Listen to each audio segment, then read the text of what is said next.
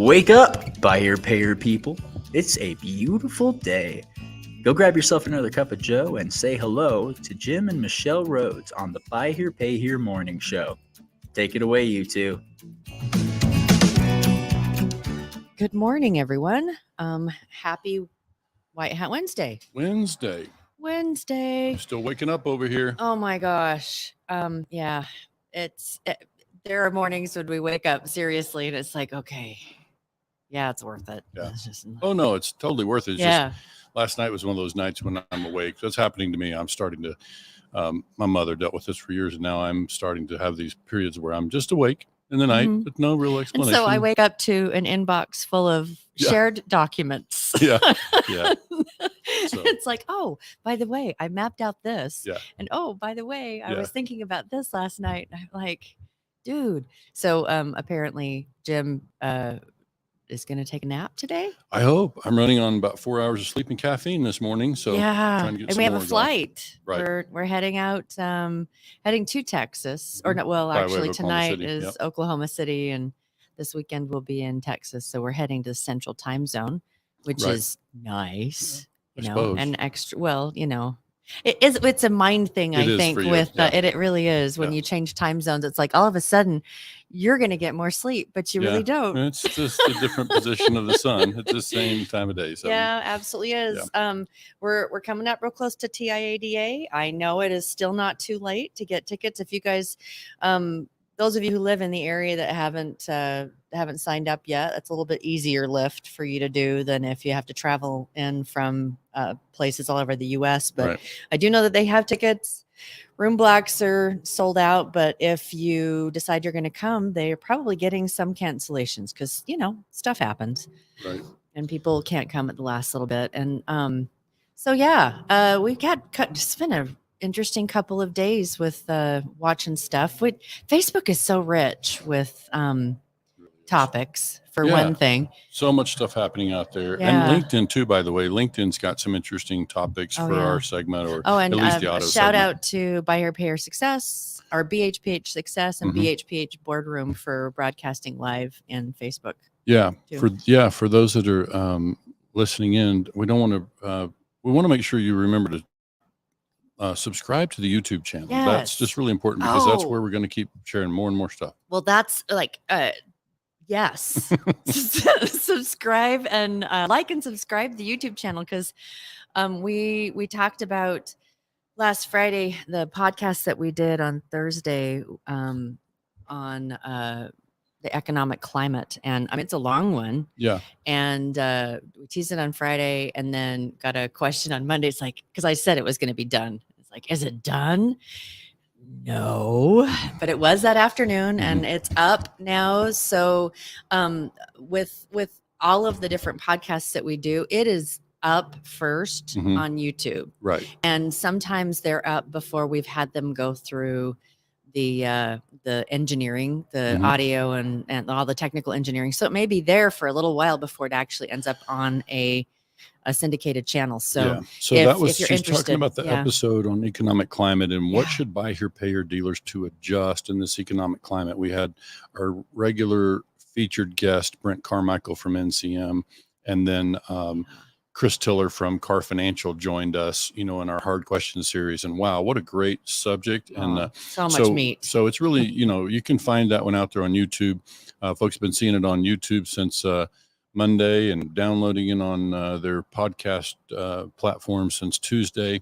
And it's really good stuff. So if you're in the Buy Here Pay Here space, you're going to want to find time to hear what those two very seasoned experts had to share, about our industry. But on to our subject of today. Good morning, GR Moore. Oh, GR Moore. Yeah, I failed to acknowledge you last time you were in GR. We're glad you're here. And it's been so fun for Michelle and myself to have, dealers that we know. Bill Elizondo, good morning, with NIADA 20 groups. And so, it's been fun. And by the way, Bill, we will be in your session, I'm sure, on Monday morning. You'll be in your session right before ours. So we'll probably have to duck out a little bit early. But at TIADA in Austin. So we hope to see many Texas dealers there. Really looking forward to that. It's going to be a great event. We've got a really great dealer panel coming together Mm-hmm. on Tuesday afternoon as well. So yeah, I hope folks will attend that one as well. But yeah, so our subject today for White Hat Wednesday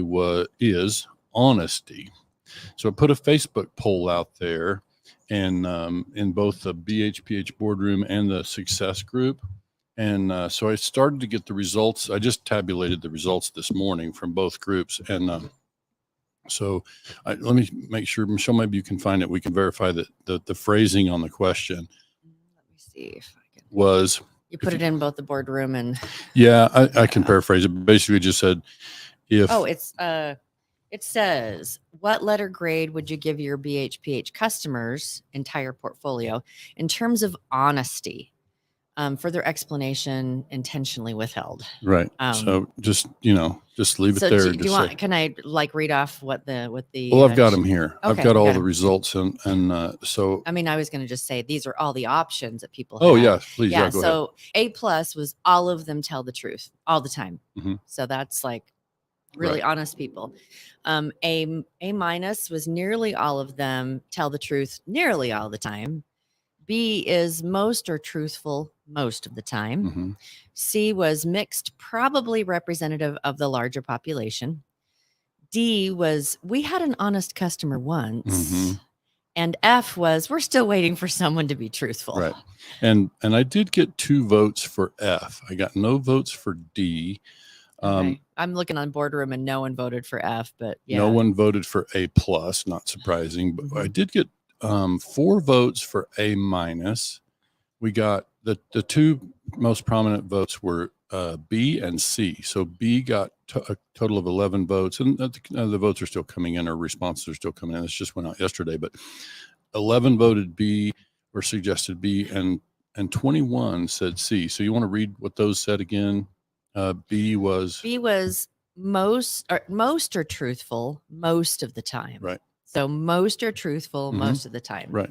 And then C was probably representative of the larger population. So it's, I think that what they're saying is, that they're as truthful as any other Joe that you meet out on the street or that you associate with or whatever. They're just, they're human.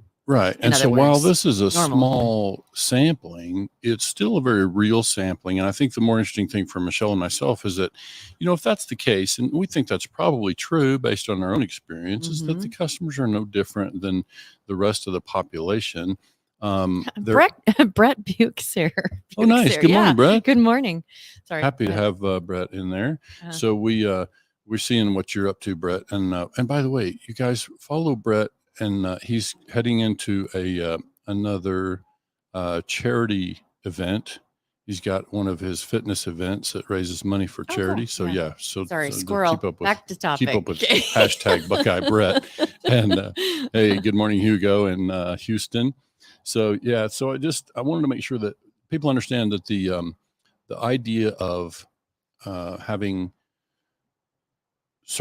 this poll out there is that we know that folks are really in a tough spot in buy here, pay here. The consumer that we finance in this space is coming to us in a difficult spot. And so we could probably expect that in that situation, they would be more inclined to fib or stretch the truth, or maybe, embellish a little bit about their job time or their income, because again, if they're in a tough spot, and so what does a tough spot look like for these folks? Their last car broke down. If they don't get to work tomorrow on time, they could lose their job. They got to get their kids to school, Yeah, we were talking about that this morning, just at the experience, and again, those of you who know us a little bit know that I married into buy here, pay here, and we've had the opportunity of sitting in a lot of dealerships as Jim's going through training, where he's actually the one sitting in the seat of the salesperson and going through the stuff. And it's just really, it was interesting for me as an outside observer to listen to, you got a Reader's Digest of their life story in like the first 5 minutes, 10 minutes. And it's like all the stuff. Yeah. So what happens? I mean, I think on this thing about honesty, I think I'm not surprised. Like when I hear, Mhm. we hear a lot of grumbling from dealers Yeah. saying our customers are dishonest and they, lie and So cheat. is that then just a couple people that's their perception, or is that Well, yeah. it could be the perception. If you were fairly new to this business and you didn't recognize the consumer that you're trying to serve, and I think this small sampling says, are the consumers we serve are no different than anybody else, except that, we talked about in our podcast episode recently that, these folks are resilient. They're survivors. Mhm. They're some Yeah, of the Tommy lowest. Brandis. Well, He's Tommy like, calls them yeah, survivors. survivors. Chris from Car Financial called them resilient, and that's really Yeah. accurate. Oh, and Brent was even like, I have never known people that can stretch a penny Yeah. further than these people. It's like, and so he actually called them good money managers. And I was like, Yeah. I went, huh? First time we heard that. And I thought, okay, from that perspective, Mhm. yeah, Well, they have to do to- the same stuff we do, but with less. with a lot less. Yeah. So it's like that's a reality. But Yeah. on the honesty piece, I think the interesting thing about this for me, and the reason, and by the way, in our education in the institute, honesty is one of the 5 pillar topics. Like honesty and trust kind of go hand in hand for Mhm. me, and that is one of our pillar kind of Concepts or yeah. foundational, Mhm. principles or concepts in and in our it's training. like we talk about it. It's both ways. Yeah, for sure. And I'll, if you'll help me remember, Michelle, we'll share the link to that particular recording. Like yeah. we have a little short recording inside the Institute about this subject of honesty, and we can share that link. But basically, the thing to know about that is that we should not be surprised if the customer shows up at our dealership and is being dishonest with us, is at least stretching the truth. That Mhm. should not surprise us. The question then becomes, is our process when we meet folks designed to get them to get honest, to come clean, Yeah. and understand that? So the way I used to say it as a dealer myself was that, look, if you're not being truthful with us, we may not be able to help you with financing. If you tell us all the stuff, we'll do the best we can to help you. It's just that if we discover, or if they discover, if the office discovers Mhm. that you're not being truthful about something, then they probably won't be able to Yeah. extend credit. So it's like we try to reward honesty, come clean, tell Mhm. us the real story, and we'll do the best we can to help, because there's not any story you're going to tell us that we haven't heard. It can involve Right. bankruptcy, past repos. It can involve all kinds of stuff. Now, granted, bankruptcy, we might not be able to help in the end, but there will be certain things we can't Yeah. help. But in reality, most customers can tell their honest story, and then we'll still proceed with financing. Yeah. One of the things, the techniques that Jim has taught people, which I have really appreciated, like I said, novice, is that pulling the credit report, not Mhm. for the sake of the credit report, but for the sake of an honesty check, is Mhm. something that he's taught people to do. And so that you can set that expectation from the very, very beginning, because you can come in and say, hey, now there's a discrepancy from what you said on your credit report. Let's talk about that. And so they know, and you actually have the opportunity to say, all right, the one thing we really want here is just be honest, because we can work through Sure. just about anything. So And just the be really application honest. process has got to be designed to do that. With our clients, we've been used to over the years doing a paper application, have Yeah. for many years. Now, obviously in this digital age, we're moving, to paperless, but we still provide our clients a supplemental paper application, because it's designed to ask the stuff that the typical CRM DMS doesn't ask Yeah. for. Things Okay. like, do you have a nickname? Yeah. I or- always thought that was just kind of, because it's a great thing. It's if they're known as Bubba and you were to call somewhere asking for Scott, yeah, and they're like, there's no Scott here. right. My name's Bubba. Yeah. Or, Yeah. what a name are you known by? That's Yeah. an example. Uh-huh. So I got to give a shout out to Rick Reeves. So Rick Reeves is the guy and by the way, Rick is expecting to be on our broadcast next Wednesday. Mhm. So, for those who don't know Rick, he's definitely, a pioneer in our space, certainly in the Mhm. time that, I've been in the industry. He's one of the earliest people that I know that was out there teaching really fundamental buy here, pay here. Somebody recently described what he did back in the 90s as, buy here, pay here in a box. Like they created a coaching Mhm. solution, had software. So Rick is credited for getting lots of dealers started in lots of places across the country. And many of the dealers that we've had on the show are folks that we know from back in those days. And so it's a credit to Rick and the system and kind of, material they put together that it, was foundational in a way that there are still dealers in business, 30 plus years in business. So it's, like I said, it's a testament to that. And one of the real foundational things that Rick would talk about was this idea of honesty and, creating this trust in the relationship. Well, it shouldn't be surprising when we meet folks, they're not necessarily being honest with us. We create techniques or develop techniques in our process to help the customer to become honest about that. And of course, we've developed our own techniques over the years of, things to do to help facilitate that. Actually, Tyler Sims just kind of piped in from something that Brett said about, but budgeting better than most. But have been conditioned to fib to overcome previous rejections. And Tyler's like, customers' first impressions of a dealer or sales associate can influence how honest they are. Very true. So that's a good point. I think before we go into that, I would circle back to the one about, the conditions, the environment. So let's walk through a scenario. Customer shows up on your lot this afternoon. They just came from a competing buy here, pay here dealership, or maybe they were even at a, new car store, not very common, but they were at another store and they worked with the finance office, spent hours, driving cars and ultimately got turned down because, the finance department says, yeah, unfortunately, we can only help folks who, typically can only provide financing for folks who've been on their job at least 6 months, as an example, right? So should we be surprised if the customer now shows up at our lot and we ask them how long they've been on their job? Should we be surprised if they say 8 months when it's really only been 5? I mean, it's just, it's the nature of the situation. They're in a tough spot. They need help. They know that dealers, lenders, finance companies are looking for, those kind of things. Is it surprising to us? Should we be surprised that the customer is fibbing, stretching the truth in the interest of trying to get into a car? I mean, it's just that we should know that's going to happen. And because we know that's going to happen, our process has got to be designed. How do we weed through that? How do we get the customer to understand? And of course, in today's age, there's a lot of great income verification tools out there. There's ways to, if customers have a bank account, they can authorize us to get right into their bank account and verify the income. And so there's ways to do that. But there's also one of my favorite techniques is on a credit inquiry, like when you see a credit report.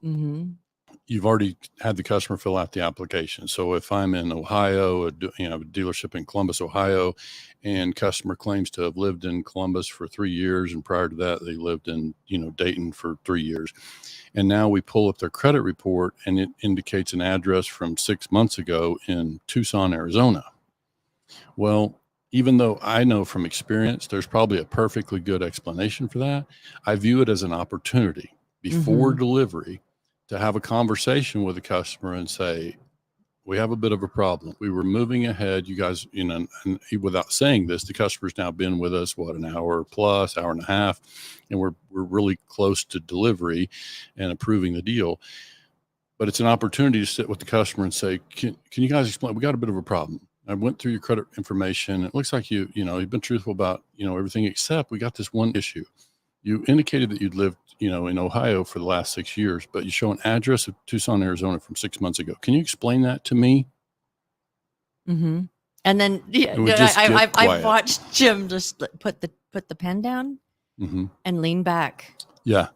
So there's some body silence. language there, and you can say that's a charade, but it's really a very calculated technique, if you want to call it that. It's a very specific technique that we can use to get the customer to, like, oh no, and I'm it's so never close to done in getting an a car. unkind way, like, you liar. No. It's just like, hey, we've got a problem. Can you explain this to us? I'm prepared to try to help. And look, we work with folks with all kind of credit circumstances. It's just one of the things we require around here. We expect honesty.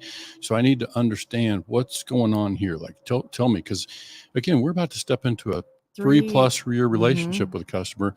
And I believe what Rick Reeves believes, which he taught, that, you start this relationship based on some level of trust. You need to start at least from a level of trust. And that goes both ways. Mm-hmm. We can't expect the customer to be honest with us Mm-hmm. if we haven't been honest with them. So I think, and this goes throughout the whole collection relationship as well. Like it's just the way trust works. Like it's not one-sided. Yeah. It can't be one-sided, Yeah. And it does. I think that finding something little like that, and just having a conversation with them about it and them getting the other side of it, knowing that they can have the conversation with you Mm-hmm. and that, it's not going to be disastrous, but I just want to know, I just want you to be honest with me. It really sets a beautiful tone. Right. From the gate, about, hey, just let us know. Bill made a really great comment, and this is something that I've actually heard you say. It's from Rick Reeves material. Oh, it's from Rick Reeves material. Based on the honesty and accuracy of the information you provide to me today, along with your ability to pay, we can get you financed. Mm-hmm. Quote, one of the best phrases I've ever used. And I'm sorry if I sound like I'm stumbling over words, it's because I forgot to bring my glasses. Reading glasses. I'm old. And you don't have any on your head. So that's usually the first place we're I have to look. check, So yeah. yes, very much so, Bill. Yeah. And so that's part of the thing is like you really just, and so typically like in Reeves' program, that would have been one of the first phrases you read at the top of the application when you start into an application with a customer. Mm-hmm. So it's like setting the tone for collecting information. And so everything that we do is meant to, it should be in our process, that our sales process should lead naturally into underwriting, and underwriting and closing should lead naturally into the collections process. Mm-hmm. It all needs to be tied together, which means we do our collections department a tremendous disservice when we don't take the time, invest the extra 10 minutes. What's it going to take? 5 minutes to do a good honesty check with the customer, have some conversations, Mm-hmm. get down to some real information, and assure the customer that, look, we can overcome whatever it is that's going on that we need to talk about. It can typically be overcome, but I need to understand the real story before we step into a business relationship. Now, this is obviously aimed at those folks who are doing their own financing, doing their own servicing and collections, right? Mm-hmm. Because when I say those things need to all tie together, then that's really important. We can make the case, obviously, even if you're sending this paper off to somebody else and you got some recourse or some buyback provisions in your agreement, then you also want the same. You want the folks to be honest with whoever you're handing the paper Mm-hmm. over to, Yeah. So Yeah. I know that, if you're a bulk buyer, look at this, you would want the same thing of the dealer. You would want to have the application reflect the real honest truth and circumstances that the customer's in. So it just is fundamental to me. And so people will hear this and talking about paper application, you'll think this is old school stuff, Jim. This is old school. Yeah, well fundamentals still work. Yeah, but some would call old school. I would call fundamentals. Yeah. And if you ever watch a Super Bowl football game, I bet you'll see that the teams that are on the field, and probably the team that hoist the trophy, is probably one of the better teams in terms of fundamentals. You pick any sport, football, basketball, baseball, it doesn't matter. You watch that and you'll see the fundamentals. Golf, it doesn't matter. You start with the fundamentals, and you don't start with the fundamentals and graduate and then abandon the fundamentals and move on with your game. No, you stick with the fundamentals. You have to rehearse those fundamentals. You have to make sure you stay true to those fundamentals. And so that's what we're really talking about here, is this whole thing about honesty. That's why it's one of our pillars in our training. It's foundational. It's fundamental. It's always going to be part of what we do, because we're stepping into a relationship with a customer who we need to create some level of trust. It needs to be a mutual trust. And so one of the ways we do that is through having a sales process that will get a customer to tell us their real story. Right. So that's really what, today's about. And that's why we wanted to have this conversation. So the polls, we're going to continue to have fun with, throwing the polls out there and get feedback from some folks. And we're really enjoying, by the way, the feedback. Please, one of the ways that you can, make sure you find us again is through by getting over to YouTube. Subscribe to YouTube. You'll find us there. We're not seeing, by the way, comments over on the YouTube channel. We're seeing plenty on the Facebook stuff, but not so much on YouTube. But I think there's a delay or something. I really do. Okay. Bill, and actually Tyler Tyler Simmons. No, it was GR Moore.